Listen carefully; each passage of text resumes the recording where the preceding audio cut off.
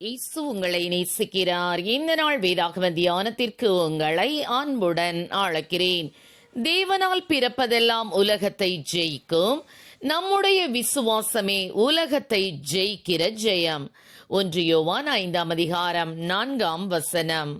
ஒரு பள்ளியில் ஓட்டப்பந்தயம் நடைபெற்றது. 50 மாணவர்கள் ஓடினார்கள்.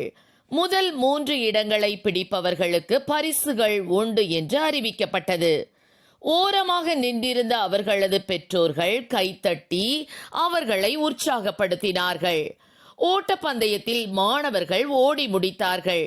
சிறப்பாக ஓடிய 3 பேர் பரிசினை தட்டிச் சென்றனர். பந்தயத்தில் 5வது இடத்தை பிடித்த பிரபு சோகத்துடன் தன் அப்பாவிடம் வந்தான். அவனது அப்பா அவனை அணைத்து கொண்டு, பந்தயத்தில் நீ ஜெயித்ததற்காக நான் உனக்கு ஐஸ்கிரீம் வாங்கி தருகிறேன், வா என்றார். அதற்கு பிரபு, நான் பரிசு எதுவும் ஜெயிக்கலையேப்பா, நான் 5வதாகத்தானே வந்தேன் என்றான்.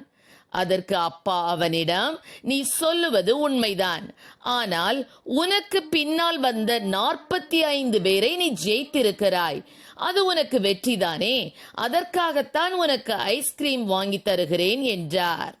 அதற்கு பிரபு, அப்பா, என்னை தாண்டி 4 பேர் ஓடியிருக்கிறார்களே என்றான்.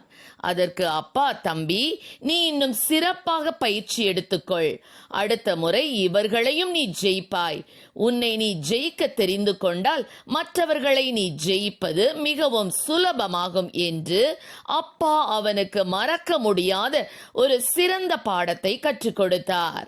ஆம், எனக்கு அருமையானவர்களே, வெற்றி பெற்று சிறந்த சாதனையாளர்களாக திகழும் ஒவ்வொருவரும் பல தோல்விகளை சந்தித்தவர்கள் என்று சரித்திரங்கள் தெரிவிக்கின்றன.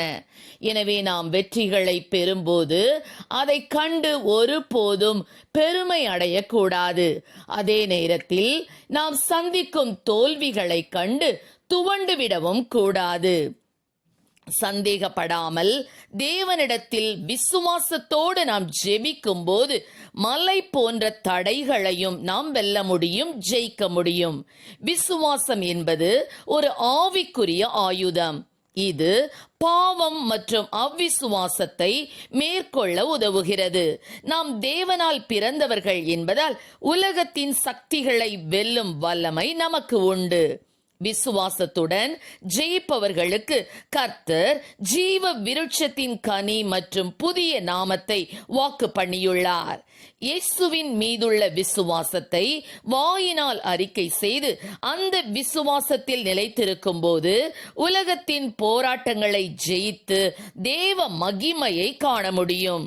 நாம் கர்த்தருக்காக பெரிய காரியங்களை செய்ய வேண்டும் என்றால் உங்களுடைய விசுவாசத்தை வாயினால் அறிக்கையிட வேண்டும்.